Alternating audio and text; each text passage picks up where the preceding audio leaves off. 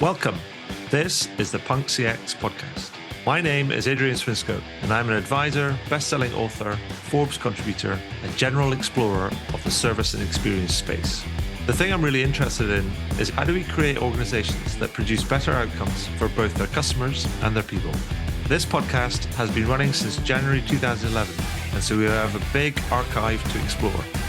Check out the archive at adrianswinscoe.com. That's enough from me. Let's get into the interview. So welcome to the next edition of the Punk CX podcast. With me today, I have Joe Tyrrell. I got that right. I got his name right because I asked him beforehand, make sure that I got it right. So Joe Tyrrell, who's the CEO of Medallia. Joe, welcome to the podcast. How are you doing? And tell us a little bit about yourself. Oh, thanks, Adrian. I'm doing great, and I appreciate the opportunity to be here with you. As you mentioned, I'm the CEO of Medallia. I have spent most of my career kind of in and around Silicon Valley, which is where I'm currently located today. Most of my career has been spent working for SaaS companies. A lot of that was in supporting financial services institutions. So used to working with a lot of data. I'm used to working with navigating a lot of compliance and regulations within that vertical.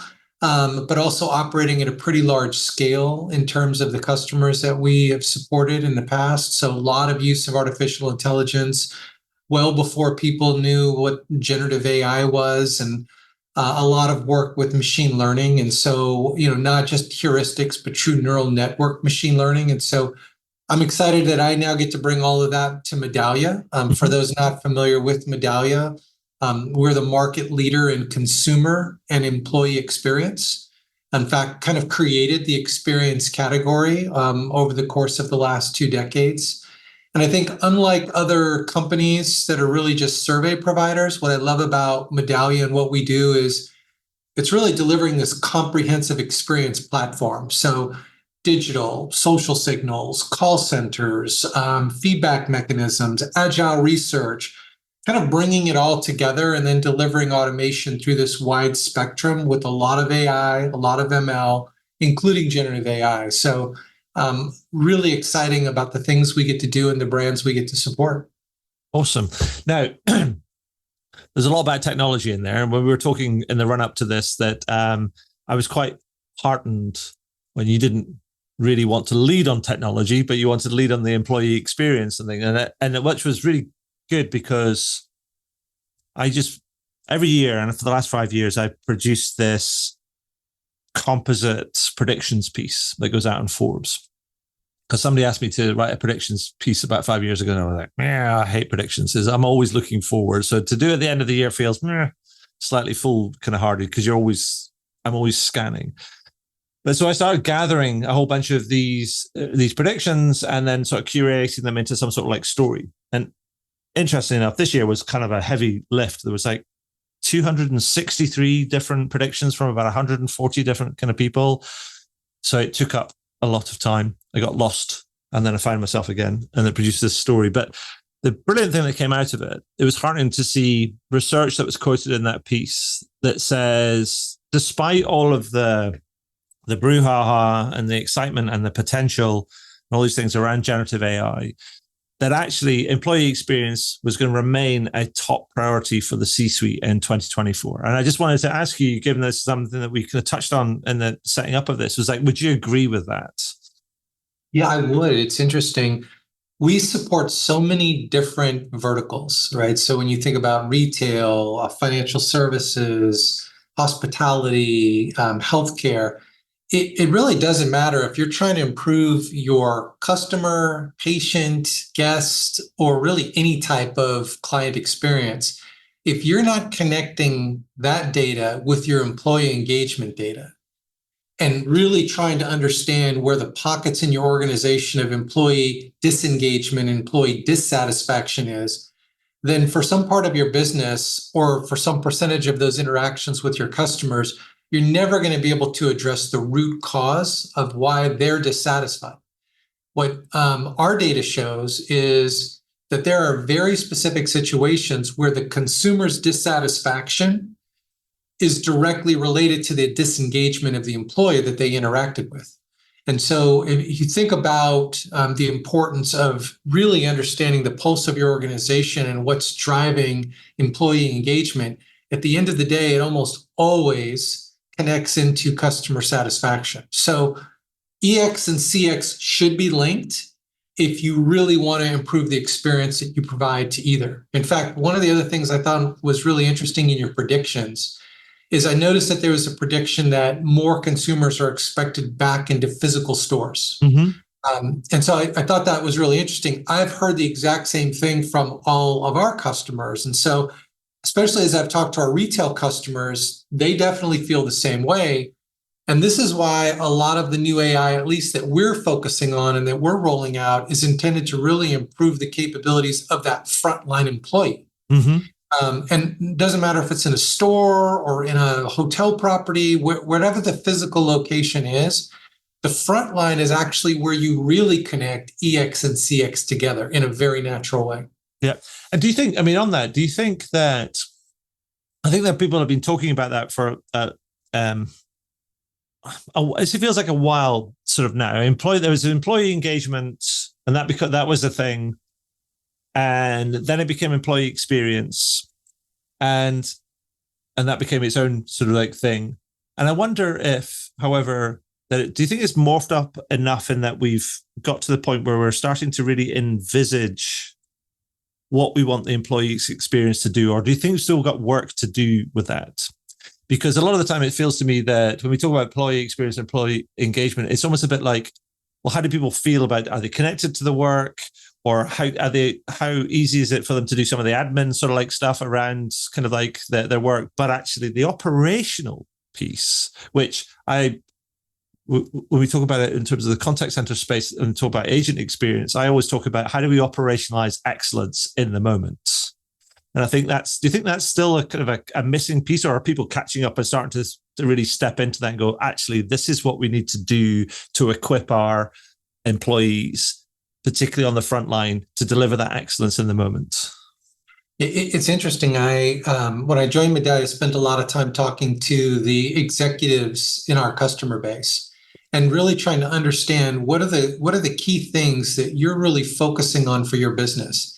And what was amazing is it didn't matter if I was talking to the CEO of a tech company or the CEO of a hospitality chain. I basically was hearing the same thing from all these executives. And the three things that I heard, the first one was we need to basically, we measure everything that's out there, everything you could think we could measure. And this was specific to employees as well. We measure it. And what we're finding is we're measuring so many different pieces of information. We're actually not understanding what's the most important information we actually really need to do something with. And so a lot of these executives were saying, we're going to lower this down to just a few critical KPIs, and we're actually going to track to see if we're making progress. I think that's important, what you just talked about, because as people have talked about employee engagement, the definition of that has changed over the last several years. It went from, hey, let's survey our employees, to then let's provide feedback on what the survey was and what the results are. Then it turned into, well, let's create some initiatives.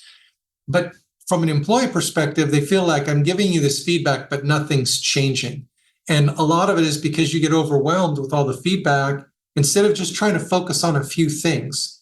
So a lot of companies are now identifying what are the key drivers of engagement, and let's just focus on 2 initiatives or 3 initiatives at the most, so that our employees see we're actually doing something about it and we're taking their feedback seriously.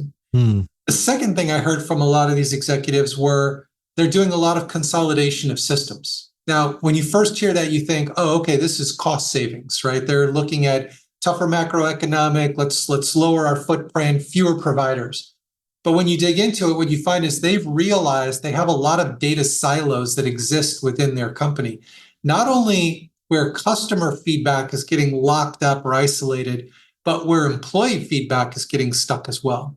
And so we're seeing a lot of employers saying now, we're going to consolidate things so we can eliminate those data silos, bring the data all together, and then we can really understand how to improve things like customer satisfaction and employee engagement.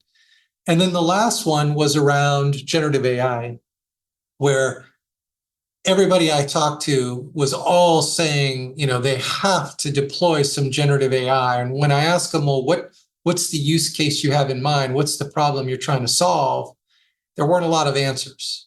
And so when we look at the employee engagement opportunity, we've deployed some things here at Medallia. I have introduced a new solution called Ask Joe, where through the Medallia platform, any employee can ask me any question at any time, and it can be completely anonymous. And what I'll do is I'll respond back and I'll post both the question and the answer.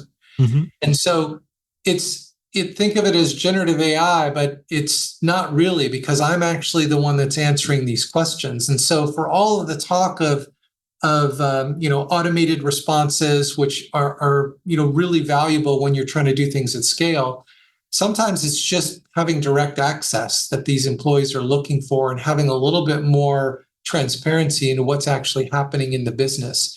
And so it's something that we're now starting to actually roll out, something we built for me, to many of our customers so they can take advantage of it as well. So it's an interesting time when people are going to really start to engage with their employees. You actually have to be prepared for giving them answers, because that's what they're expecting. Yeah. I think it's fascinating around the focus on fewer metrics, I think, is kind of music to my ears, because it's almost like data overload or metrics overload. So like just, and so it runs completely amok with that old saying. It says, what gets measured gets managed. You're like going, not if there's 1,000 different things, it doesn't. That's right. And so there needs to be a bit of a reset on that and a bit of a focus. And so you can actually know what you should be managing and what's actually going to be able to change kind of things. So I think that makes complete sense. The consolidate systems, I think, was another thing that came out in the predictions. And it's almost like, for me, it feels like the elephant in the room. Because all of this technology is predicated on the access to kind of like clean data in many ways, or data that's kind of in consolidated data that's all kind of it's clean and well kept and looked after, and it's in one place. And that can only kind of happen unless you consolidate systems and you remove all these silos, or you can do an interim solution where you hoover up all the data into the one place and do your analysis and then push it back down into its silos. But that's sort of, why would you do that if you can consolidate? And so, I think that for me is a big elephant in the room. But I think the other point you talk about is about generative AI. It feels like there is a lot of FOMO around. It's like going, we need to do something because, well, we just do. And there's all this kind of like stuff. And I think there's a lot of that, but I'd be interested to know, because the generative AI was the story of 2023, and then that's completely set to continue in 2024. And it'd be interesting to see where we kind of, it flips from being kind of turns into hype into reality, and then starts to driving kind of better outcomes and things. But what I would be curious on your view on the impact that generative AI is actually currently having on the world of experience, and where do you think it's kind of heading? Yeah. So what's interesting is, for me, for all the talk of generative AI in 2023, it really showed up like Y2K. So you had all these companies that were scrambling to be prepared, but nobody really did anything or deployed it in a meaningful way that was going to impact customer experience. As I shared with you, I spoke with all these executives. Every one of them had generative AI in their top 3. Nobody knew exactly how they were going to deploy it. Now, they knew they needed to do something, but a lot of times what I was finding is that was due to pressure from their board, or pressure from the street, or even their own internal need to just show they were innovative. And so I see the demand, but for many companies, I think the challenge is they need to know where to start with AI. And that typically involves identifying some very specific use cases where the value is high and the risk is low. So when I think of AI, because I've been using AI for over 2 decades now, I think the impact is going to be absolutely game-changing when it comes to experience and getting to a level of personalization. And this is kind of exactly why I decided to take my AI and machine learning background and bring it here into the experience space. For the past probably 12 years, I've been deploying automation in just these highly, highly regulated industries where, data protection, dealing with a lot of PII, navigating federal, state, agency, even down to county and city regulations as it relates to data protection and data privacy, all with these very significant consequences if you get something wrong. So I'm coming now into the experience space, and I just see the opportunity to take all of this AI and machine learning and make a really meaningful change in experience that our clients provide to their clients or guests or patients or whoever it is that they serve. And so for me, though, it's not about just, generative AI to give you back an answer. That's pretty simple automation that's been around for a very long time. For me, I think about everything in terms of predictive AI. The days of surveys are gone. Now, this is about consuming, aggregating, arranging, interpreting, and then analyzing data in order to actually predict what the next experience or the next product is that a consumer wants from you or from our customers in this case. And so since I joined Medallia last year, we really shifted the focus of the entire company to be able to introduce some pretty significant new generative AI solutions. We're going to be unveiling these in just a few weeks at our Experience Conference in Las Vegas, but we're also going to do this in concert with the launch of a new agile research solution. And so what this does now is it allows kind of our customers to have the best of both worlds. AI with very specific use cases that they can deploy and show value to whoever their constituents is, but also make a meaningful impact on the improvement of the experience for their customer. Now also have a ton of self-service capabilities so that they can run as quickly as they want, but without kind of, hindering the integrity of the historical and trend data that they have in a customer engagement and retention platform. So for us, these capabilities are going to be game changers for our clients, but it's just the tip of the spear of where we're going to be able to take things when people really, truly start to engage and deploy AI at scale. Yeah, I mean, I think the something I wrote about a little while ago is an idea that talked about the paradox of choice, and particularly in view of kind of technology. And we have all the functionality, like, oh, you can do whatever you like, you can knock yourself out, and people are faced with all this kind of choice, and then end up not doing anything because they end up with a kind of this brain overload. And what I've started to see people kind of like shifting, whether it's been in that sort of no code, low code sort of like space, or whether that's been in the orchestration space or kind of whatever other sort of spaces, particularly probably in the generative AI sort of space, where they're starting to vendors are starting to produce these templated approaches, which says, here's the thing, it's solid, this will get you going, and do that, because otherwise it takes all that sort of like, the confusion that paradox of choice thing kind of away. But beyond that, I thought you said something really interesting about this, about the idea about use cases and about you should focus on what value is high and the risk is low. And I think what I wanted to ask you about that is, like, if people are approaching this and say they're in that sort of that spot for whatever reason, generative AI is in their top 3, right? They're like, we know we have to do something here, or we want to do something here. Kind of don't know where to get started, sort of thing. So should it be as simple as we just go create a 2x2 matrix, which goes value, risk, and then just try and plot a whole bunch of ideas on there, and to try and identify kind of and prioritize a set of kind of lists, or was there a better way of doing it than that, Joe? Yeah, it's a great question. As we've spent time with our customers, and really, first thing you want to understand is what's your appetite for AI. Right. When I'm accustomed to deploying automation across a spectrum, because if you think about just like the Medallia client base, on one end of the spectrum, I've got some of the largest tech companies in the world. I mean, really well-known brands that push the envelope. They're ready for headless automation. They want set it and forget it technology. Right. On the other end of the spectrum, I have the biggest healthcare, insurance, and financial services, meaning banks in the world that leverage our technology. They're their appetite for artificial intelligence is much less simply because of the risk of unintended consequences or unintended bias being introduced. Mm-hmm. So when you deploy this technology, you have to be able to, one, do it across a spectrum where the appetites are going to be different. But for me, it always starts with asking questions like, why do you want to deploy AI? Mm-hmm. And it's a really fundamental and sounds quite simplistic, but it can actually be quite enlightening for the person who's getting asked the question, because in some cases they haven't really thought about it.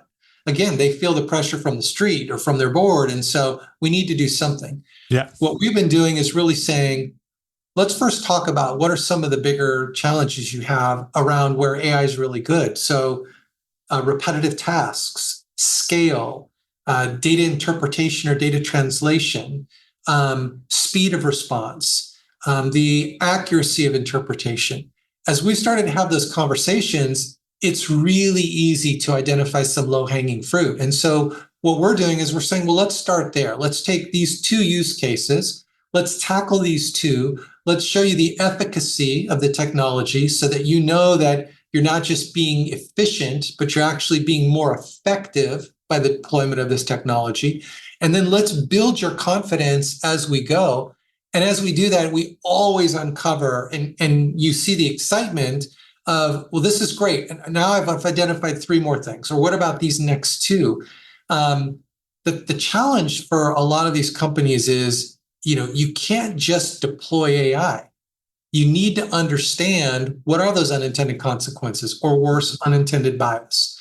And to do that, you got to have some level of guardrails and governance, at least when you start. Mm-hmm. You have to have this mentality that I'm going to test along the way, and I'm going to institute change management as we go.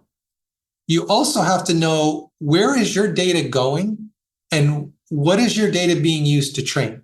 Mm-hmm. So there's so much open source capabilities out there. But when you think about like a Medallia, for example, we support the biggest and most respected brands in the world. They are not about to allow a third party or even us to just take their data and start using it to train open source algorithms. No. That's just going to commoditize their data, right? Yeah. So what we've had to do, to kind of your point, Adrian, when you talk about you have to have an ability to basically plug in a lot of different ways. We have our own proprietary LLMs here, and right. Our LLMs have over 300 million parameters. So massive scale. But what we also do is we take our LLMs and we hand it to our customer, and we allow that to become their proprietary LLM. So data stays within their organization, but they get all the value of using a commercial LLM that's constantly being expanded and matured. So we give them the ability to get started, but without having to worry about some of those risks that, very quickly are outside of their control. And then what we've also done is architected our platform. So, a company like Apple has their own LLM. They want to plug their LLM into our platform. So we allow them to do that. That way they gain all the advantages of our scale and expertise, but they get to use their own technology. So you got to be flexible. You got to meet customers where they're at and help them actually design the path of being able to deploy this technology without, worrying about all the risks. Yeah, no, it makes me kind of like think about, forgive me, but I think in terms of like analogies sometimes, and it's a bit like people deciding that they want to run a marathon. And you're like going, you can want to run a marathon, but you don't wake up one day and you are a marathon runner. You might be in your mind, but you have to go through the process, right? Of setting a goal and then preparing for it and training. And that is all about kind of like diet and exercise and rest and recovery and all these different things, and building up your tolerance for different sort of things, and thinking about styles and thinking about, the course that you want to run and all these different sort of things. It's a multidimensional sort of like kind of problem. So I think that question is, albeit it sounds simplistic, it actually is it is a very, very fundamental question. It's like, why AI? I think so. It's a really great one. It's someone saying, why AI? And then drop the mic and then just kind of walk off. I'm going to leave. I'm going to go get a cup of tea. I'm going to come back and you're going to tell me what you think.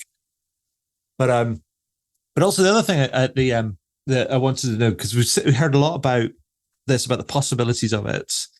Um, I mean, personalization is also one of these other kind of things. It's been talked about, and yet people have been making leaps and bounds in it, but also other, in terms of the sort of personalized experiences that they've been able to deliver. But also other research suggests that many brands and consumers are also at cross purposes. That brands say they're doing a good job, and then customers are going, "Are you though?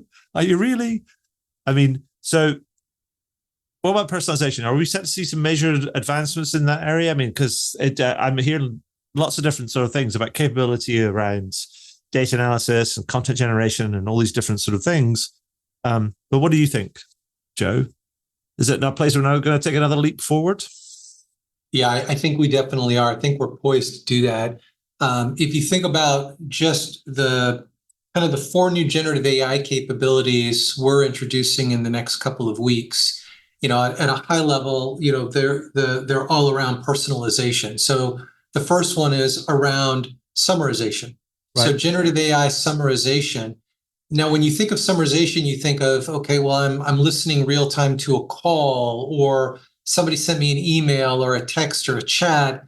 Instead of having a human have to read that information and then respond back so that we can personalize it, and then I run the risk of errors being made or misinterpretation or just the time or cost it takes me to do that. This is a great way for AI to come in and solve a problem and get to a level of personalization and speed of response, so you're being both efficient and effective. What we've done with our generative AI summarization is it's not just that communication that they sent you, but it's also going back and looking at every other communication that they sent. And so if you want to personalize it, you got to look at the history that you've had with that customer or guest or patient or whoever it is that you're serving, and not be so quick to just want to be able to check a box and say, yeah, I gave a great personalized response, or I took the appropriate action based upon this one moment in time piece of feedback that I got. You have to look at the holistic experience that you've created for that customer of yours over a longer period of time than just the last 5 minutes. So what our generative AI summarization is that we're launching is it's looking at whatever it is that's come in, but also able to go back and look at, well, what's the sentiment been of this customer over time, and how has that changed? Because I don't want to personalize something that I think is hitting the mark, but actually I'm missing it because I didn't pick up on the sarcasm that's in this, or if it's a live call, I didn't pick up on the kind of acoustic emotion that's being picked up from that I can now do for the AI. So summarization is really the first step in getting to that personalization. Another thing we're doing is we're introducing this new AI called Themes 2.0, where you can go in and you can get, a sense of what's going on with a group of customers, a location, a store, whatever it is that you want to look at, and you can look at it from a themes perspective. The challenge with a lot of what you see when people are kind of bringing things up to a BI level is it gets too generalized. So it'll tell you, well, your issue with this specific location of your operation is service. Well, that's not really helpful. What you really need to do, so for the example, if it's a hospitality chain and you're looking at a very specific location, what you really need to know is you need the AI to tell you that your biggest issue with the scores that you're getting from your guests at this location is the scratchiness of the towels in your Scottsdale, Arizona location. Mm-hmm. So that's where generative AI can actually help you really get to a personalized level where you can know what actions you need to take to make things better. We're introducing a smart reply capability. So this is now taking all that historical data and really personalizing a response so that you really feel like I'm talking to you about the things not only that you mentioned in your most recent feedback to me, but the last several. So now I'm feeling like when you're responding, you've heard me as a consumer, and you're really understanding what it is that I want to see different. And then the last thing is, for all of people's talk about how do they use a chat GPT function, what they're really saying is, how do I just ask a simple question and get a very detailed and thorough answer? The challenge is that if you really want a chat GPT to tell you about your business, you've got to load all of your data into their models, which is just not something most enterprise customers are willing to do. So we're introducing a concept called Ask Athena, which allows our customer to ask any question about their business and actually using their own data, get very specific answers of not only here's the answer, but here's what we recommend you do about it in order to improve the outcome. So for me, personalization is why you deploy a lot of this AI, because you're able to actually get to what the customer wants you to respond with without having to worry, am I interpreting this correctly, or am I looking at enough data or the right data?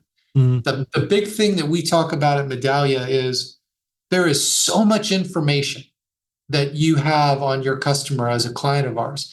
And we would agree that most of that information is interesting, but only a few pieces of that information is actually important. Yeah. And we need to get to the data that's important so that you can actually truly personalize the experience between you and your client. And is some of that stuff that you're doing, is it when you talk about kind of making sure that you're acting on a brand's data, but making sure that you keep the data sort of like safe and it's not used to train publicly available models? So you're drawing on the horsepower, but you're not kind of like using their data to power the engine, as it were.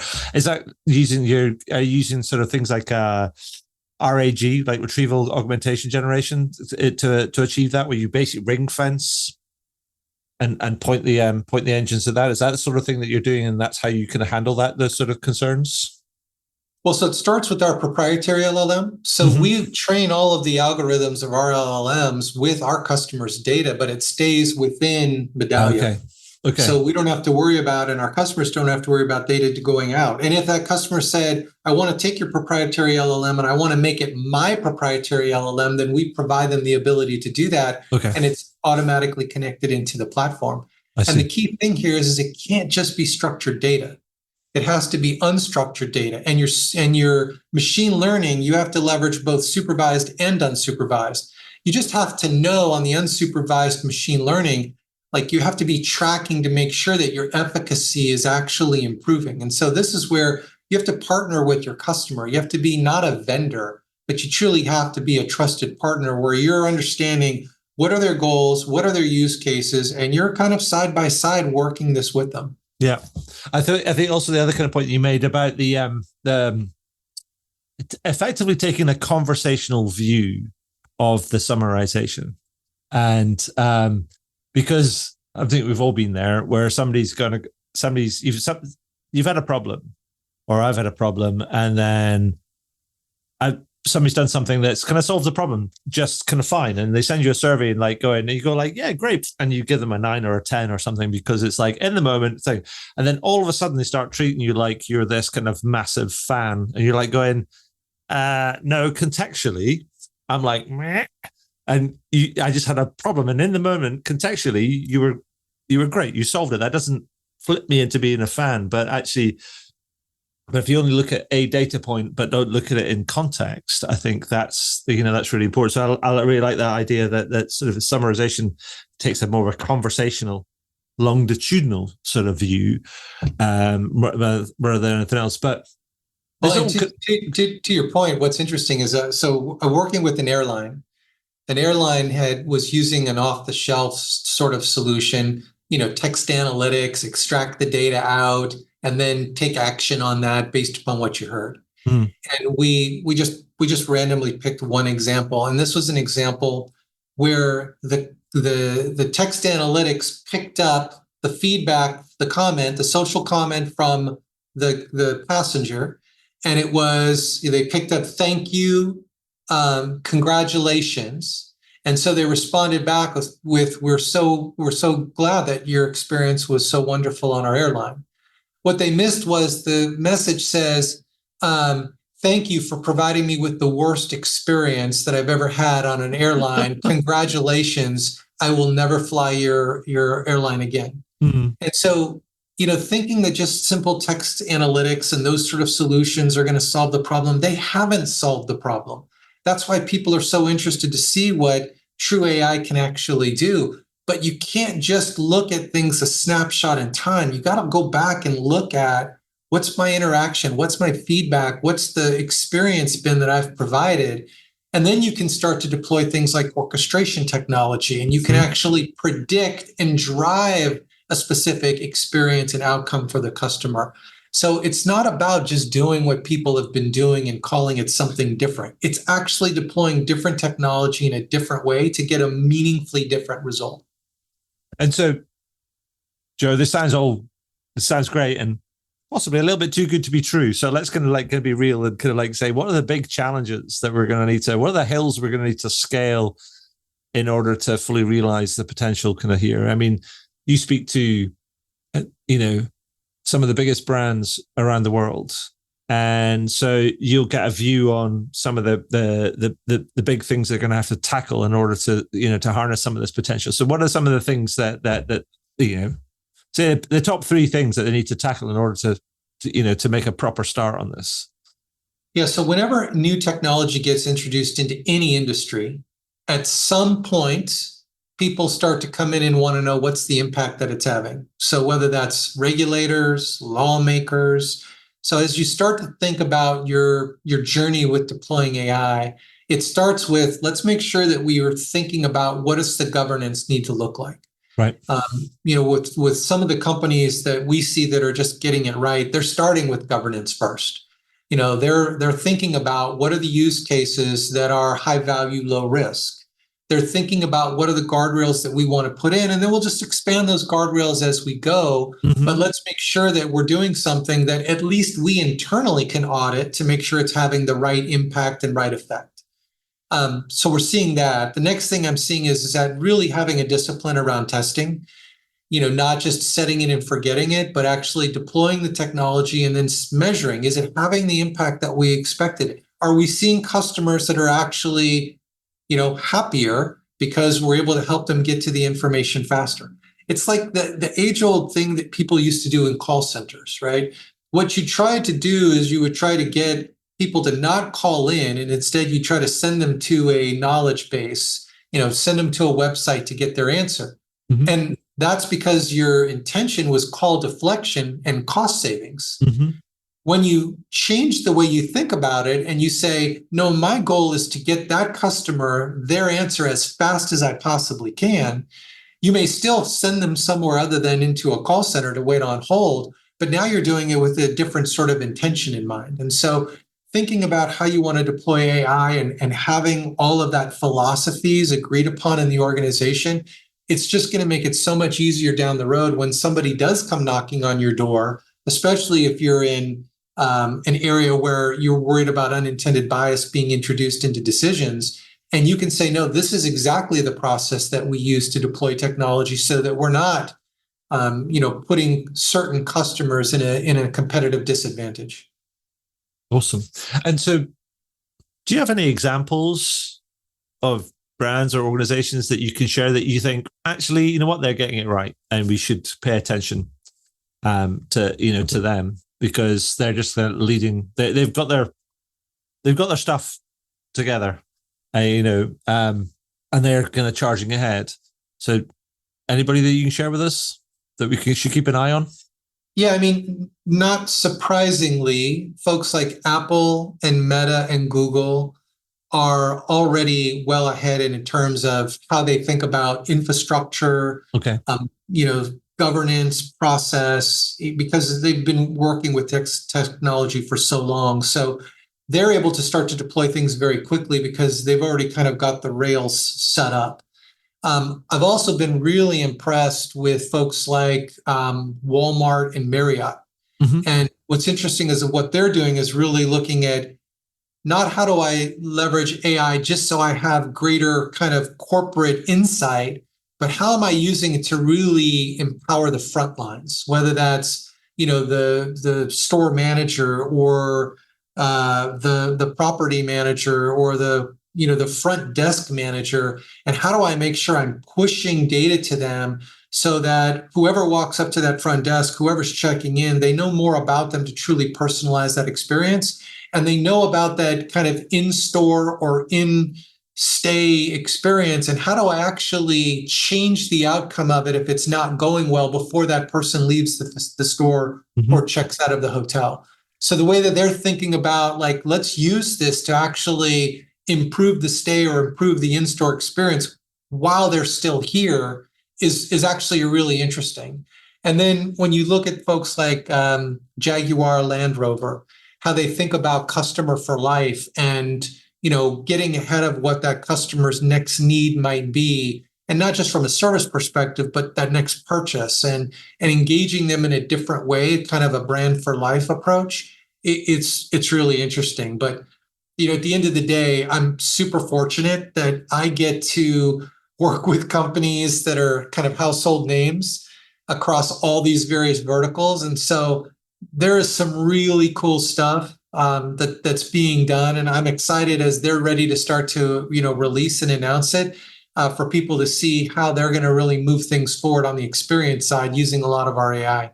Perfect. I mean, those are some great names that people should definitely kind of check out and keep tabs on, see what they're kind of doing. But Joe, that's been great. And but before we sort of wrap up and I ask you some quick fire questions just to finish off, is there anything else that you'd like to add or highlight that we've kind of missed out?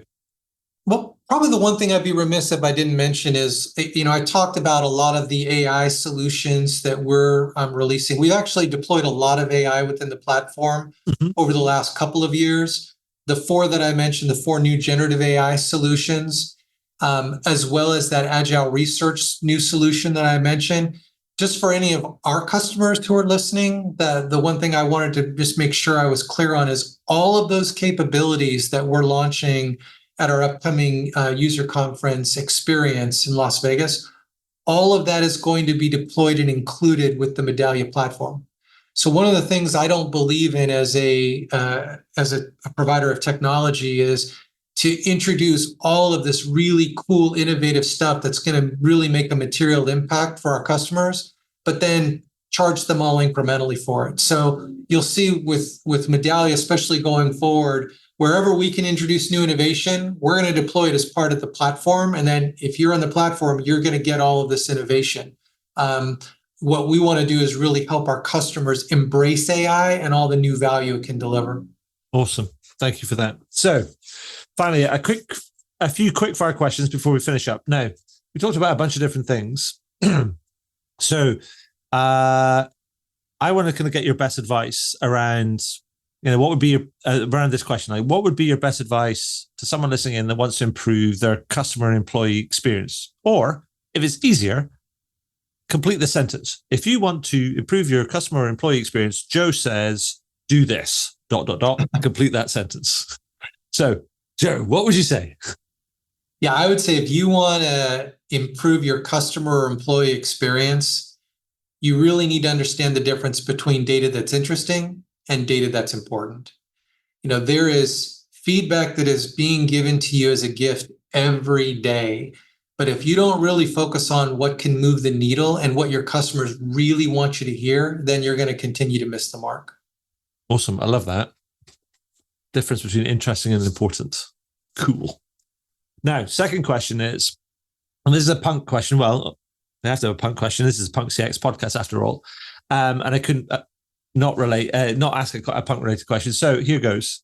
So what company or brand do you think that is taking a more punk approach to customer experience? Or which company or brand do you think is an experienced leader, i.e., they've got everything sorted out? They're doing customer, they're doing employee, they're doing stakeholder, they're doing the whole kind of like thing. Who do you think? Who's taking a more punk approach, or who's an experienced leader, and why? So I think that this answer might surprise some folks, because you might not necessarily think of kind of a disruptor or a punk, experienced practitioner in the name I'm going to share. But I have been blown away with what Bank of America is doing right now. Okay. They are really prioritizing customer experience and customer journey. Like, they are really thinking through journey orchestration and how they can just streamline processes for their customers. But probably the most impressive thing is, and this I think is really the telltale sign of whether or not a company is serious about customer experience and employee experience.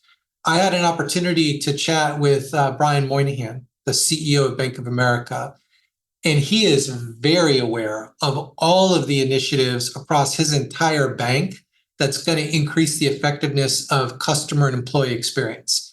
He also really understands the importance of connecting the dots between those two. And I think he and his team are really pushing the edge in a very, very good way. Awesome. Great story. Thank you. And now, final one. Final kind of question, just to wrap up. I think we could probably all agree the world is in an odd place right now. There's lots of strange stuff and frightening stuff kind of going on. And often every morning I find myself doom scrolling over my first cup of coffee, and I'm trying to kind of like inject a bit of good news into the kind of in the flow of things. So I've been asking people if we can end on a good news story or a positive note. So, Joe, can you tell me what's been your favorite good news story or the most interesting, positive, or exciting thing that you've seen in the last week? Okay. So, well, professionally, that's easy. Professionally, I just learned that IDC's first MarketScape analysis came out for kind of worldwide voice of customer applications, and Medallia was ranked as a leader there. So that was great news. I heard about that this morning. Congratulations. That was fantastic. Yeah. I would say personally, this will sound a little strange, but I have 4 daughters. The youngest of my 4 daughters heads back to college tomorrow morning. So my wife and I will finally be able to take a breath after having a very busy house for the last 3 weeks. So that's actually really good news for me. Excellent. Well, if your daughter's listening in, I'm going to say I apologize on your father's behalf, but he's been open about it. He's going like, yeah, we love you having you, but it's also great when you go off and do your thing. 100%. So, Joe, thank you for that. That's all I have for today. I just want to say thank you for, well, first of all, congratulations on the recognition by IDC. Thank you for sharing your kind of time and your insight and your experience with me today. That's been awesome. So thank you. Oh, my pleasure, Adrian. Thanks for having me.